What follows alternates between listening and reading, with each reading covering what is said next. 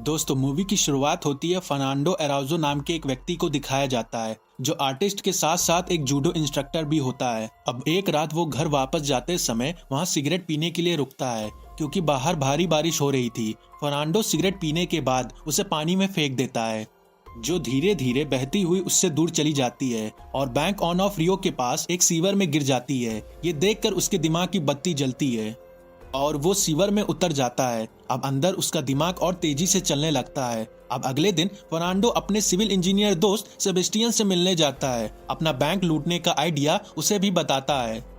ये सब सुनकर उसका दोस्त भी तैयार हो जाता है क्योंकि पैसों की दिक्कत उसे भी थी। सेबेस्टियन यह भी कहता है कि इस प्लान को पूरा करने के लिए हमें बहुत सारे इक्विपमेंट्स और पैसों की जरूरत पड़ेगी। फर्नांडो कहता है यह सब तेरे भाई की टेंशन है। फर्नांडो पैसों का इंतजाम करने के लिए अपने एक दोस्त डिबोजा से मिलने जाता है, लेकिन डिबोजा के पास पैसे नहीं होते।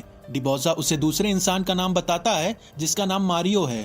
फर्नांडो मारियो के पास जाता है और उसे अपना पूरा प्लान बताता है। अगर हम चोरी में कामयाब हुए फिर तुम्हें कभी भी चोरी नहीं करनी पड़ेगी। मारियो भी इनके प्लान में शामिल हो जाता है। इसके बाद ये बैंक के सामने अंडरग्राउंड सीवर के अंदर जाते हैं और ये चेक करते हैं कि इन्हें कितनी लंबी सुरंग बनानी है। हालांकि ये लोग पूरा मेजरमेंट ले लेते हैं, लेकिन अभी भी इन्हें पता है इनके सामने बहुत सारी प्रॉब्लम है। वापस आने के बाद फर्नांडो, मारियो और डिबोजा आगे की प्लानिंग करते हैं।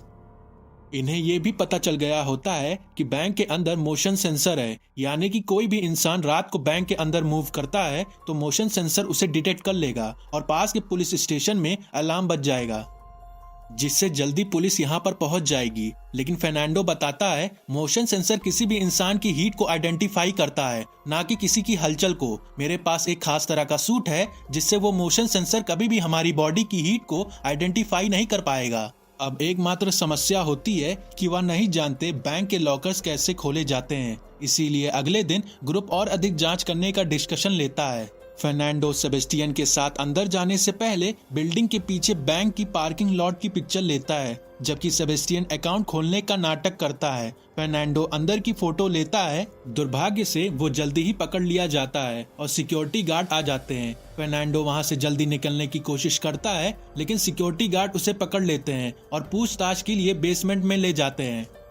अब हैरानी की बात यह होती है कि यह सब इनके प्लान का हिस्सा था। फर्नांडो इस मौके का फायदा उठाकर सेफ डिपॉजिट बॉक्स रूम का बारीकी से निरीक्षण करने के लिए जाता है। इसी बीच सिक्योरिटी गार्ड कैमरे सहित उसके सभी सामानों का जांच करते हैं, लेकिन उन्हें कोई भी सबूत नहीं मिलता है। वे उसे जाने देते हैं। तब पता चलता है कि फर्नांडो ने कैमरे का मेमोरी कार्ड पहले ही निकाल लिया था और अब फर्नांडो जब वापस आ जाता है तो अपने तीनों साथियों को बैंक के अंदर की सभी फोटो को दिखाता है और सारा नक्शा बताता है कि कैसे हम चोरी करेंगे। इन्हें पता है कि इन्हें कहां से सुरंग खोदनी है।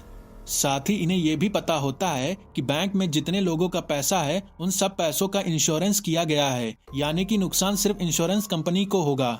ये लोग अपनी टीम में एक और आदमी को शामिल कर लेते हैं जिसका नाम एल्बर्टो है, लेकिन इनके सामने सबसे बड़ी चुनौती यह है कि बैंक के अंदर जाने के बाद ये लॉकर को कैसे खोलेंगे, क्योंकि बैंक के अंदर 400 लॉकर हैं और अगर ये टॉर्च से एक लॉकर को खोलते हैं तो इन्हें 400 लॉकर को खोलने में 400 मिनट लगेंगे, जो लगभग 7 घंटे हो जाएंगे और इतने वक्त तक ये लोग बैंक के अंदर नहीं रह सकते।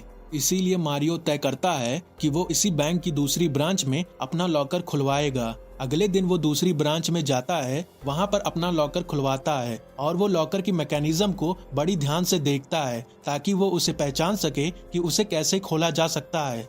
इसके बाद वो अपने साथियों के साथ एक वैन को भी चुराता है ताकि इसी वैन से चोरी के पैसों को लेकर भाग सके। वैन को लेकर ये लोग एल्बर्टो के घर जाते हैं क्योंकि एल्बर्टो की जिम्मेदारी होती है कि सबको वहां से निकालेगा। पर तभी वहां पर पुलिस आ जाती है और इनसे इंक्वायरी करने लगती है और इतने में एल्बर्टो अपनी वाइफ के साथ वहां पर आ जाता है और पुलिस से कहता है ये हमारे गेस्ट हैं, ये हमसे मिलने आए हैं।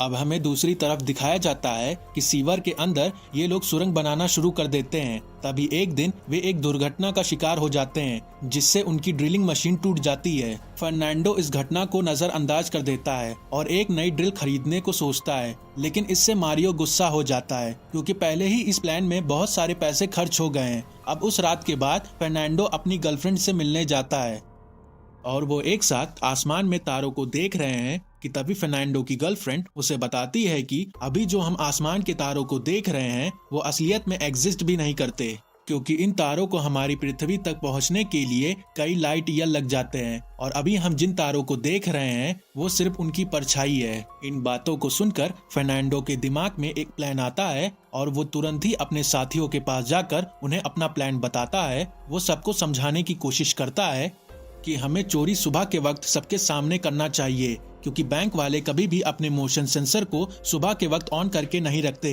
और दूसरी बात रात के मुकाबले सुबह बैंक में सिक्योरिटी कम होती है और ऑब्वियसली हमें पकड़ने के लिए पुलिस बाहर ही खड़ी होगी, लेकिन हम सामने के रास्ते से न जाकर उस सुरंग की मदद से वहां से निकल आएंगे। और इस प्लान को सुनकर मारियो और बाकी सभी लोग बहुत ही एक्साइटेड हो जाते हैं और फर्नांडो के प्लान के हिसाब से वो अगले दिन बैंक में चोरी करने चले जाते हैं। वो बैंक में मौजूद सभी लोगों को अपना बंधक बना लेते हैं, लेकिन बैंक की सिक्योरिटी रूम में पहले से ही एक सिक्योरिटी गार्ड मौजूद होता है, जो कि इस सिचुएशन को देखकर तुरंत ही पुलिस को कॉल कर देता है। मारियो और उसके साथियों को पुलिस के वहां आने के बारे में पता चल जाता है, इसीलिए वो तुरंत ही वहां पर मौजूद एक इंसान को गन पॉइंट पर रखकर उस सिक्योरिटी गार्ड को रूम से बाहर निकलने के लिए कहता है, जिसे देखकर सिक्योरिटी गार्ड को ना चाहते हुए भी उसे खुद को उनके हवाले करना पड़ता है। फिर मारियो उस गार्ड से उसका मोबाइल छीनकर उन पुलिस वालों के सामने लाकर उसे वहीं पर छोड़ देता है। वहीं दूसरी तरफ हमें सेबेस्टियन को दिखाया जाता है, जो कि सुरंग के बचे हुए काम को पूरा कर रहा होता है और आखिरकार वो उस सुरंग को बैंक के एक रूम तक लाकर खोल देता है। इसके बाद ये लोग बैंक के लॉकर्स वाले रूम में जाते हैं।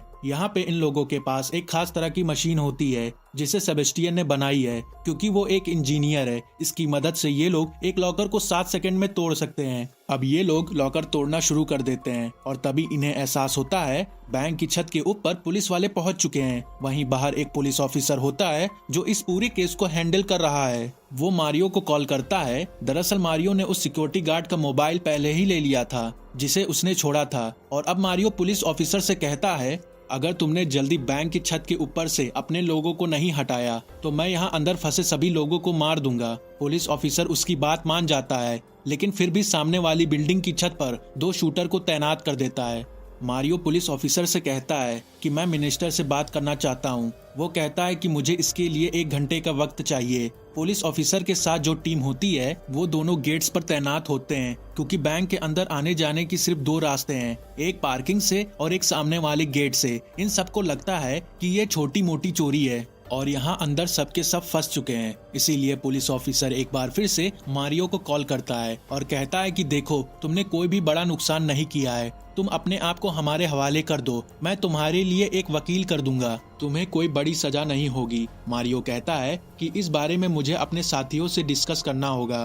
दरअसल मारियो उन्हें अपने बातों में फंसा रहा होता है ताकि उन्हें ज्यादा से ज्यादा टाइम मिल सके और वो सभी लॉकर से सारा सामान लेकर यहाँ से उस सुरंग से रफू चक्कर हो जाएं। बैंक के अंदर एक ओल्ड लेडी होती है जिसका आज बर्थडे होता है, और जब ये बात मारियो को पता चलता है तो वो उसे बर्थडे विश करता है, जबकि डिबोजा दूसरे बंधक से चॉकलेट लेता है और उस ओल्ड लेडी को दे देता है। अब शूटर उन्हें उस ओल्ड लेडी का बर्थडे बनाते हुए देखते हैं और जानकारी उस पुलिस ऑफिसर को दे देते हैं, जिससे वो हैरान हो जाता है। इस बीच मारियो उस ओल्ड लेडी को जन्मदिन के उपहार के रूप में आजाद कर देता है। फिर वह एक खिड़की के सामने झुक जाता है और ऑफिसर को बताता है कि उसने 15 साल जेल में बिताए हैं। वह केवल तभी सरेंडर करेगा जब मिनिस्टर उसे कम से कम सजा दिलाने का वादा करेंगे। यह सुनकर ऑफिसर शूटर को रुकने का आदेश देता है और मारियो खिड़की से दूर हो जाता है। अब पता चलता है कि वह वास्तव में चेक कर रहा था क्या पुलिस उसे गोली मारेगी या नहीं। अब जल्दी ही मिनिस्टर आता है और मारियो से बात करता है। हैरानी की बात यह होती है, पता नहीं क्यों मारियो उसे गाली देने लगता है और उससे बात करने से इनकार कर देता है। इसके बाद मारियो अपने वकील से बात करने की मांग करता है। हालांकि जब ऑफिसर वकील का नंबर मांगता है तो मारियो उसे एक बंधक का फोन नंबर देता है। फिर वह अपनी आवाज बदलता है और मिनिस्टर से एक नकली वकील के रूप में बात करता है। इस तरह वो अपने सभी साथियों के लिए कुछ और समय हाथ सफाई के लिए दे देता है। इसके बाद मारियो सभी बंधकों को पहली मंजिल पर इकट्ठा कर देता है, जबकि फर्नांडो और अन्य लोग आखिर में सुरंग के माध्यम से अपनी लूटी हुई सामान को ले जाना शुरू कर देते हैं। फिर मारियो अपना मोबाइल फोन बंद कर देता है। इससे ऑफिसर को शक होने लगता है, शायद ये हम सबको उल्लू बना रहा है। तभी उसकी नजर सीवर के ढक्कन पर जाती है। वो समझ जाता है कि वो लोग नीचे के रास्ते से निकलना चाहते हैं। इसी बीच बोर्ड पर लूट का माल लादने के बाद फर्नांडो पुलिस के लिए सभी हथियार लॉकर में छोड़ देता है। अब फ्लैशबैक से पता चलता है कि सभी हथियार नकली थे क्योंकि फर्नांडो किसी भी सिटीजन को नुकसान नहीं पहुंचाना चाहता था। अब मारियो सभी बंधकों को पहली मंजिल पर छोड़ देता है और फर्नांडो से छोटे कमरे में मिलता है। जैसे ही वह ऐसा करता है, सभी डरे हुए बंधक अपना फोन उठाते हैं और अपने रिश्तेदारों को बाहर बुला लेते हैं। तभी वो ऑफिसर एक टीम को सीवर में भेजता है, जबकि दूसरी टीम सामने से बैंक पर धावा बोल देता है। अब फर्नांडो और मारियो तुरंत ही सुरंग के सभी सबूत को मिटा देते हैं और अन्य लोगों के साथ नाव में शामिल हो जाते हैं। अब फिर एक फ्लैशबैक से पता चलता है कि फर्नांडो को भी सीवर के बारे में पुलिस की खोज का पहले से अनुमान था, इसीलिए उन्होंने वाटर लेवल बढ़ाने के लिए पहले से ही एक बांध बना लिया था ताकि वाटर लेवल दूसरी दिशा में बहने लगे और ये अपनी नाव से दूसरी दिशा की तरफ निकल जाते हैं। इधर ऑफिसर छोटे कमरे में पहुंचता है और आखिर में सुरंग के पास पहुंच जाता है। वहां पर उन्होंने एक बम को भी रखा होता है, पर पुलिस ऑफिसर को जल्दी से पता चल जाता है कि सारे के सारे गन्स और बम नकली हैं। अब दुर्भाग्य से ऑफिसर के लिए बहुत देर हो चुकी है क्योंकि चोर पहले ही भागने में सफल हो चुके होते हैं। इस बीच फर्नांडो और ग्रुप वैन की मदद से अल्बर्टो के घर पहुंच जाते हैं। उन्होंने उस वैन को भी जला दिया है जिसका उन्होंने इस्तेमाल किया था। इसके बाद ये लोग सारे पैसों को आपस में बांट लेते हैं। कुछ महीने बीत जाते हैं और इन सब की जिंदगी बदल चुकी है। ये अब बहुत अमीर बन चुके हैं, लेकिन एक दिन अल्बर्टो की वाइफ को पता चल जाता है कि उसका किसी दूसरी लड़की के साथ चक्कर है। इस बात से गुस्सा होकर वो पुलिस के पास जाती है और उन्हें बता देती है, कुछ महीने पहले जो बैंक में चोरी हुई थी उसमें मेरे पति भी शामिल थे। पुलिस अल्बर्टो के साथ उसके सभी साथियों को पकड़ लेती है और अब उसे जेल हो चुकी है क्योंकि इनके पास नकली हथियार थे और ना ही इन्होंने किसी को भी नुकसान पहुंचाया था, इसीलिए इन्हें बहुत लंबी सजा नहीं होती। 7 महीने बाद फर्नांडो को छोड़ दिया जाता है। उसे मारियो अपनी बहुत शानदार कार में लेने के लिए आता है। अब यहाँ पता चलता है कि फर्नांडो ने पहले से भी इसके लिए तैयारी कर रखी थी, इसीलिए उन्होंने नकली हथियारों का इस्तेमाल किया था ताकि उन्हें लंबी सजा ना हो। साथ ही बैंक के लॉकर्स में लोगों का जितना भी सामान होता है, बैंक के पास उसका कोई भी रिकॉर्ड नहीं होता, इसीलिए इन्होंने पहले ही अपने आधे पैसों को छुपा दिया था ताकि अगर ये पकड़े भी जाएं तो पुलिस को इनके पास से पूरा पैसा ना मिले। हालांकि बैंक ने $25 मिलियन और कई किलो सोने का क्लेम किया था, लेकिन पुलिस को इनके पास से $1.2 मिलियन और 8 किलो सोना ही मिला था, यानी कि बाकी का सोना और पैसा अभी भी इनके पास है। साथ ही अब ये आजाद भी हो चुके हैं और ये मूवी यहीं पर एंड हो जाती है।